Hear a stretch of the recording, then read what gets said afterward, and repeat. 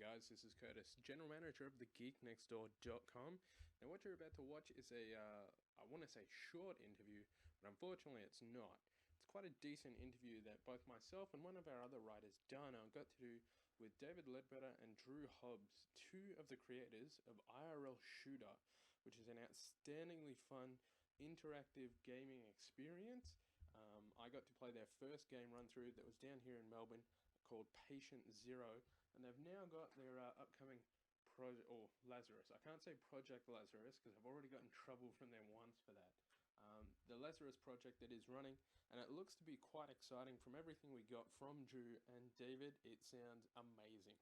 So head on over to IRLShooter.com, double check their pledge and see how it's going, and if you haven't got a ticket already, definitely think about getting one. I'd suggest doing it, because if they don't meet their criteria, unfortunately, Lazarus will not rise. And that's kind of what we want. We all want Lazarus to rise so that we all have a great new experience to run through. Now, what they also gave us is some nice little swag here to hand out to everyone. So, watch the video, see what's happening, keep in touch with us, follow them and ourselves, The Geek Next Door, on Twitter and Facebook, and yeah, we'll get that competition up running soon.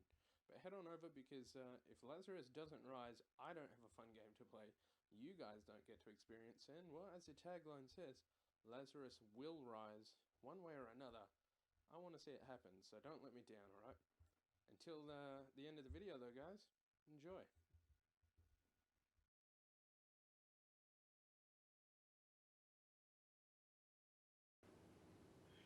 For me, IRLShooter is just a new way of storytelling, the most intense way for me of storytelling. I mean, it's not something where you're passively just watching it, you're living it.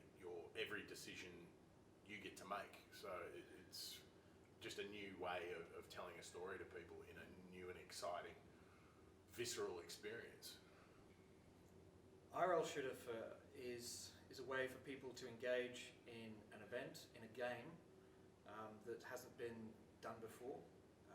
Why I feel that's important is we're merging immersive interactive theatre component with incredible movie sets, with a video game gameplay and dynamic, which is merging three different important entertainment medias in a way that hasn't been done before, and the players seem to really respond to it. I mean, rather than just sitting at home, as Drew said, passively absorbing content, you're now an active part of it, you live the experience.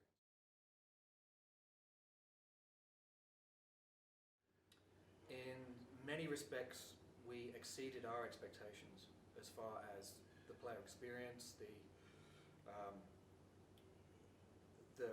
level of engagement and involvement that our players had, and that was over 6,000 players. So on one hand, extremely successful. The feedback we got from players was just exceptional. Best thing I've ever done. You know, lifetime, once in a lifetime sort of experience type feedback, which was incredible for us as creators. Other parts of the game we didn't feel that we accomplished successfully, and that's why we've taken a year to develop and fix the problems that we had for Patient Zero. So coming back with Lazarus, it's a dramatically improved experience.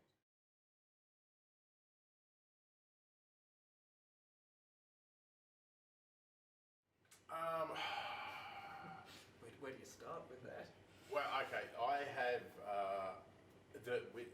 when players started, the first thing they got from us was a mail out, which was a GAPS, which is Greater Protective Services Welcome Pack.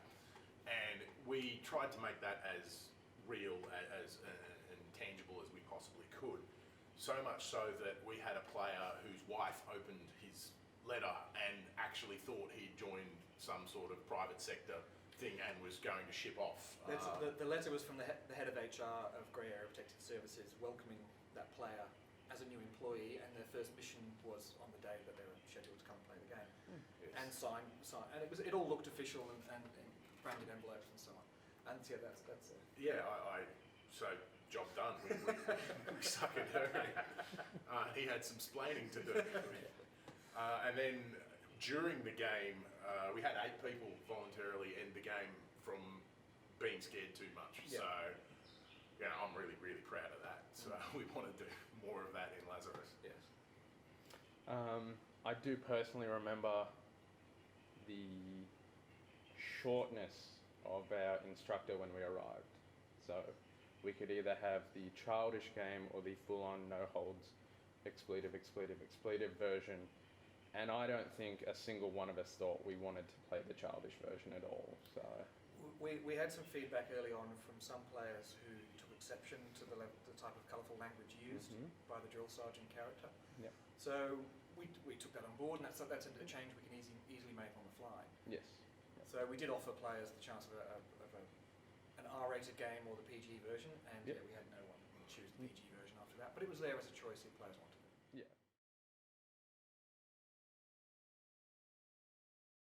Well, that's something we kind of, I guess, just experimented with.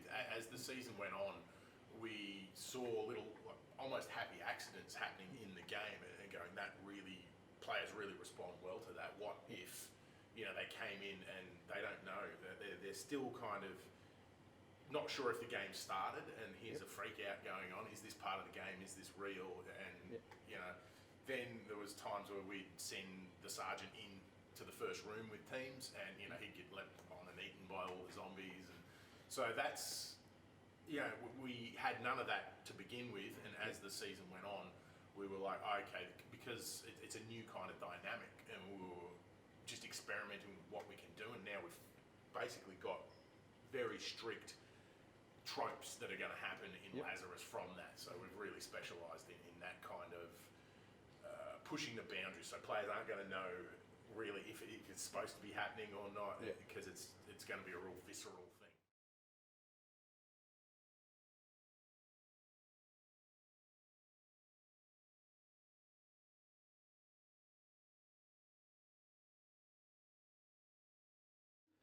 There was a few moments of accidental contact between player and cast. Yep. There was no malicious contact. Okay. We had actors get trodden on. Yeah, the zombie was dead on the floor and then trodden on as the players moved on. One actor thought the players had moved on, sat up too quickly and got hit on the back of the head from a rifle. That was the worst one. Yeah, then, that was... the player was, oh, sorry, mate. and it's like, ow! Broke character just for a moment. But certainly no malicious intent. All the 6,200 odd players that came to play came to play. And even the ones that were really pumped up and somewhat aggressive or macho in the sign-in in the pre-brief area. It was character macho. By the time the drill sergeant had done his or her thing on them, and then the players had spent the hour or so inside the playing arena, by the time they got to the car park, they were post-coital. They were done. They were spent arms around each other, having cigarettes, going, "Oh my God, that was amazing." Yeah. It's a physical experience. It's not a race, and we don't want players running because it is more dangerous, and also the game is paced and timed in a certain way. So we certainly don't want players running. But when you're carrying a weapon, you're under stress. Yes, the blood's up and the heart's racing. So yes, you do tend to sweat.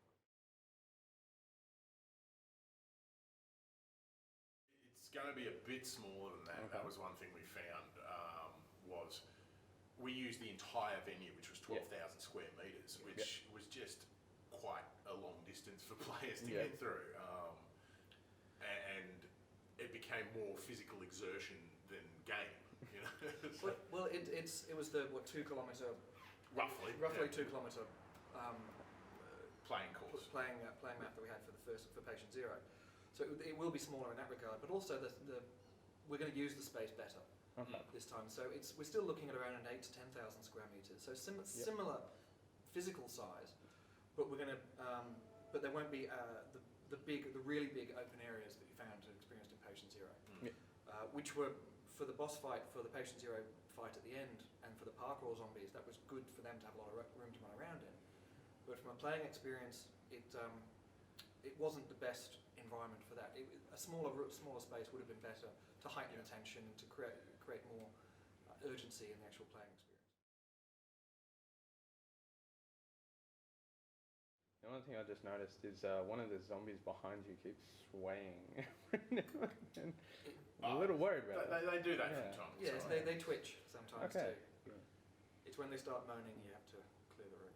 Yeah, I'm just gonna leave if that happens. Like you're closer, so you gotta worry. I don't even notice this stuff anymore. Yeah, we've both had the antiviral. We're fine. Yeah. Okay, good.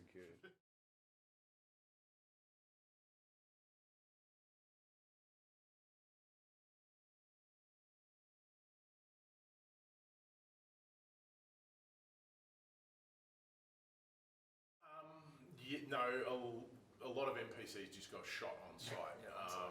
And I think that was one of two reasons. Was one that the players were just so amped up that the moment they saw anything, they were just ready to shoot. And they've been given the brief that everything inside the building is potentially hostile and is infected. Yep. So yeah, a lot of them just went, it's moving, shoot it.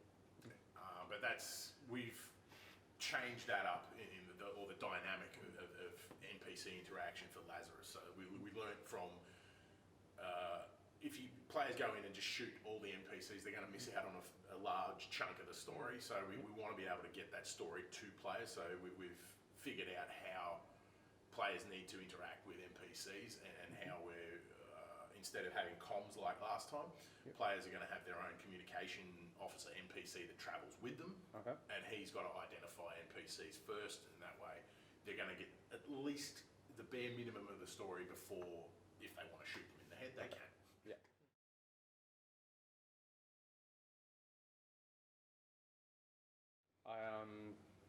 As the team leader, when we played in Patient Zero, when we first found the female doctor who'd been bitten, I gave the choice to my team of what we were going to do. And I felt really bad because all of them said shooter. Excellent. So I had to, and I'm a little embarrassed to say I may have been two in the game and said sorry before I did it. Awesome. I felt really bad. Awesome. That's an example of the fact you were in the moment. Yeah. We created a venue and an environment whereby you, the player, you knew it was fake, fictitious, a paid experience you were engaging in. But when you're actually in there, you forget. Yeah. And unlike a video game, when there's an avatar on screen, you shoot, get the gold coin, all the points, move on. For our games, you actually have to look that person in the eye. Quite often you actually communicate with them, have to ask them questions first, and then raise your weapon to them. And that's, as a personal moral choice that you have to make playing a game, it ups the stakes. And that, for us, is a really important part. The zombie and the infected cast, less so, because obviously they're sort of marauding monsters that need to be taken out. But when you're actually talking to an NPC, and they may be asking for help, they may be crying, they may be in distress themselves, and yet you still think, I have to kill this person now. And that is certainly an incredible part of the game and the playing experience that most people in our everyday lives never get to experience that kind of interaction.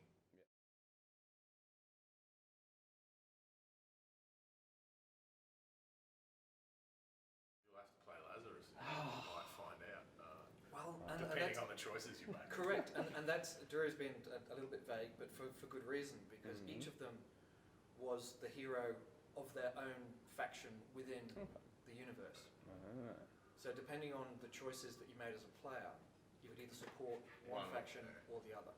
And that's something we've really geared up with Lazarus, is this moral choice kind of gameplay where you're going to have to do, if you want to be a villain, you can, and that's cool, but you will really have to do some villainous shit in there.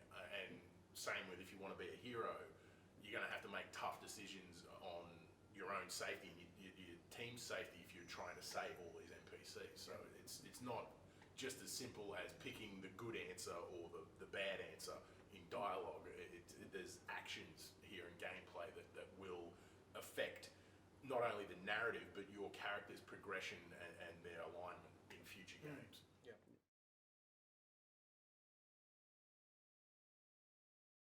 Well, it's all super secret, but I can tell you a little bit. It's set pretty much just after Patient Zero, and it's in the same facility, but it's underground in a new part of it. So a sub-level area that's just come up now on the schematics, and it's a new kind of mission, and you're getting a new briefing kit, and you're sent in there to recover certain mission objectives which I can't really discuss without spoilers. But the main thing is you're not going in there alone. There's going to be another team in there with you, and you're still going to have your own unique experience. But there's side mission objectives. You will enter a room, and that other team will be in there. So if you want to work together with that team, you can, or hell might just break loose.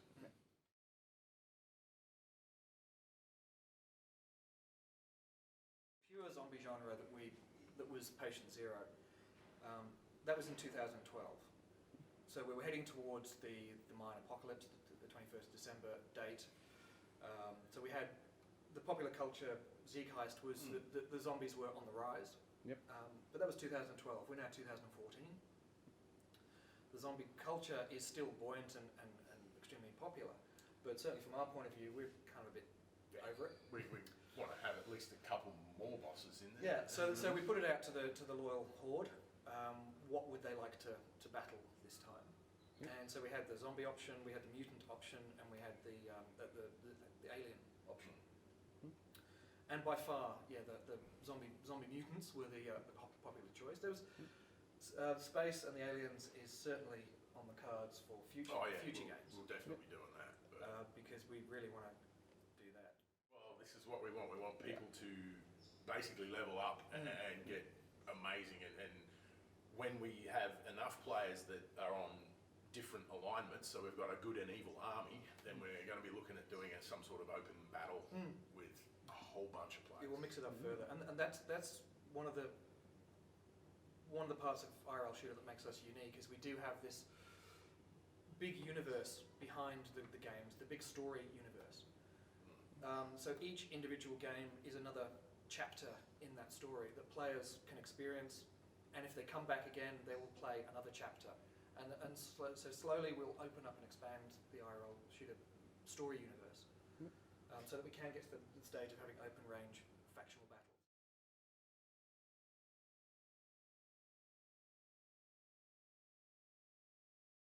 They're not zombies, they're infected. Yeah. And that's something new we're doing this time around. We didn't have any paid zombies or amateur zombies in our last game. It was all professional cast. Because of what we learned from player management and cast and game management, we now know that it's possible to have some players playing as infected. They won't, but they'll be joining our cast and they'll have their own mission brief as an infected player. So they'll be issued with a zombie, an electronic biter, as part of their kit, and they will be scored on the bites that they inflict. Bites and kills that they inflict, they'll be scored. So we're hoping to get the best of the best shooter and the best of the best zombie, infected, coming out of this, because and we're having quite a few players are choosing to buy tickets to play as a shooter, and then buying a second ticket to go back in as an infected. So you get to experience the course, the playing map, from a few different angles, and bearing in mind that this map has different directions and choices in the path you can take. It's a non-linear designed map, so there's multiple pathways that you can go through the facility, and the choices you make determine which pathways will open up, and how you interact with the NPCs will determine what kind of side mission objective, what initiative you're going to have going into that room. Okay. So yes, as an infected player now, you've got, or as a player full stop, you've got multiple choice as far as how you can play the game as a shooter and as an infected player. Okay. And it means that for every squad of 6 shooters, we've got the potential to have a squad of 6 infected adding to our cast for that time. So because we're putting 2 teams in at the same time, they follow a different path, but they may well meet through the course. So we've got potentially 12 shooters can go in, so 12 friends can play as shooters, and then we have 12 infected tickets available for the same 24. game. So groups of 24 friends can technically play together. Okay. Now, which is something very different to last time, whereas it was only bespoke teams of 6 at a time.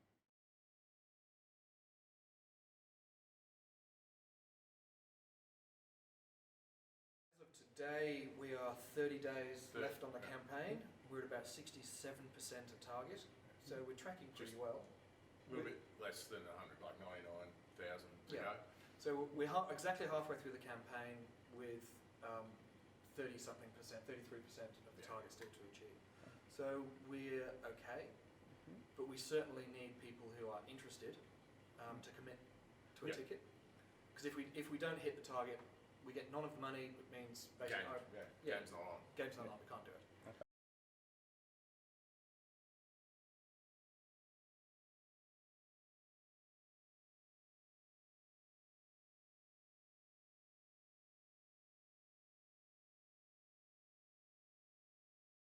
Because we need the money to finish off the build of our weapon system to get the full armory, to secure the building that we've got our eyes on,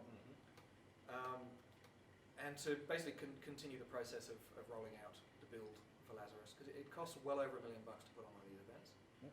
So the 300 and something thousand we're asking on our current crowdfunding campaign is just to get us to the next step.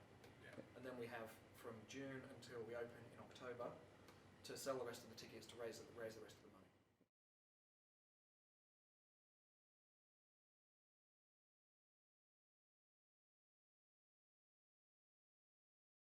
This was the Mark 1, the M4 Mark 1 assault rifle that we use for Patient Zero. Looks great. Underslung M203 that housed infrared tech. However, no recoil. The sound came from speakers in the stock. Very heavy, about 4.5 kilos. Overweight. For So an actual. overweight. Fixed magazine. Look great for a Mark 1 prototype weapon, but didn't achieve what we wanted to as far as the realism for players, the functionality for players. So we basically scrapped these, and we Now come have up the with Mark II, which is basically being developed from the ground up as a completely mil-spec laser tag rifle. So all the technology is housed in the actual barrel now, so it is accurate like an M4A1 is. Mil-spec in that the magazine itself actually ejects like an actual M4. You have to cock it like an M4, and our stock adjusts as well. And on the other side we've got a safety mode, so it's in safe. We've got single fire there and burst fire, so that we've got full recoil on this. So this time around we have muzzle flare and recoil, so it's gas powered, so the actual gas is released with each shot, and that causes the recoil on this. It's half the weight of the M4, so it's 2.2 kilograms, so it's actually closer to the real weight of an M4.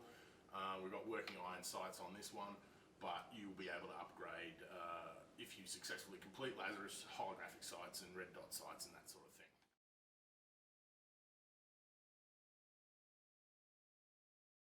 This is, you basically come in with 150 rounds in this.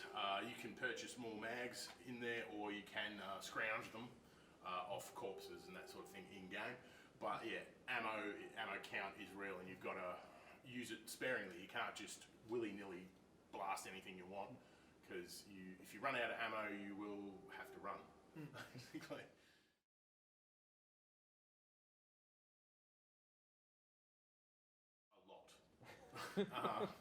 A lot. We run 4 games an hour with 2 teams per game of shooters, and this is basically, it's up to the team. If you want to have 500 rounds with you and blast through them all, that's entirely up to you. But we encourage players to take it as seriously as possible, and just like a real squad would, you can't just be loosing rounds all over the place. But at the same time, this is a game, and shooting stuff is fun.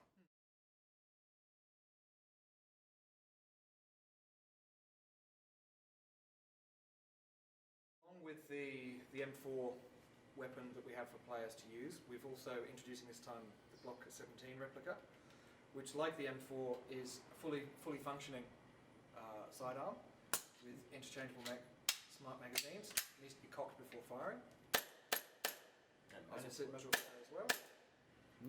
15 rounds per magazine. You get 3 uses of the same magazine, so your standard loadout is 45 rounds with the Glock. You can choose to have this as your primary weapon, or you can have this as your secondary, so wear it on your hip using the M4 as your primary. Or you can upgrade. Or you can dual wield, If which if you can, that looks great, but then you how do you change mags? There's some issues involved, but some beautiful weapons. About 80%, the recoil is about 80% of an actual, and it's just a lovely thing to.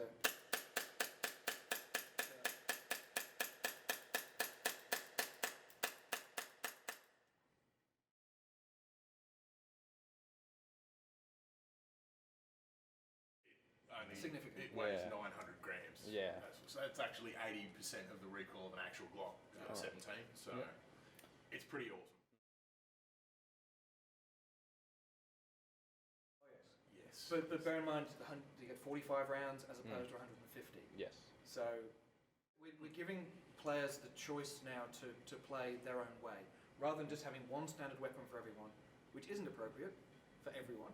Then some people may just choose one of these to go in with. And you've got 45 rounds, so yes, you can get extra ammo, but you're going to need to be accurate. And close quarters fire, it's good. Distance, maybe not so much. And the best thing for me is this sucker here called the pain belt. You wear this over your shirt, and how it works is it sends an electric shock to you when you take damage inside the game. So it's fully programmable, so we can adjust the level of pain that you feel.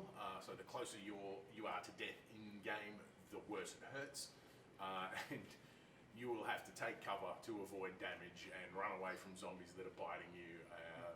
Friendly fire. Yeah. So, which will be funny. But it's a really important team dynamic, because you've got a squad of 6 plus a 7th NPC travelling with the team, and inside the arena, you won't always necessarily be a tightly formed squad. You may be having to separate. And if you see something move and you shoot at it, that could be a teammate. And if they're wearing the pain belt, they're not going to be very happy with you. You will need to check your background. So, yeah, always check your fire. And it's going to add an extra dimension to how people play the game. And for people who love paintball, you know when you've been shot in paintball, you feel it, you get the thud. And that was one of the things we really wanted to capture from Patient Zero, was that a lot of the feedback was we nailed the atmosphere of the venue, but there was no physical threat when the horde came. No one was worried like, I might get eaten. Whereas now when a zombie jumps out, you will feel some pain, and that's going to just and immerse it just a little bit further. If you further. can't get a shot off, run away.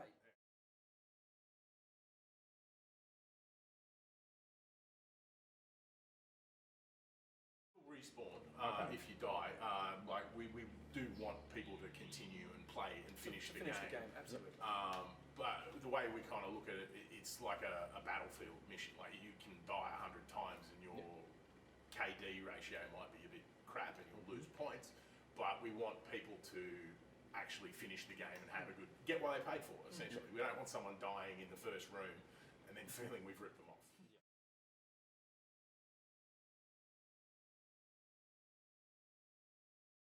Well, there were some areas of the facility that had environmental damage. There was, and likewise for the Lazarus building. Sure, there'll be the infected cast, there'll be hostile fire, there'll be friendly fire, but there'll also be environmental hazards in the building itself. We've got the red barrel scenario. There's the weapons system now works in conjunction with some of the building elements. So part of the course will involve stealth. So to shoot out lights using the infrared system. To create a dark path, so you can sneak past the infected or a boss fight or another team. You know, we're building a lot more elements into Lazarus now. Things that we learned in running Patient Zero, and things that we now have had time to develop, to be able to roll out for Lazarus.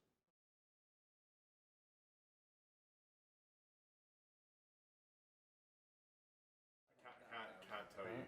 There will be multiple types of enemies in there and multiple bosses.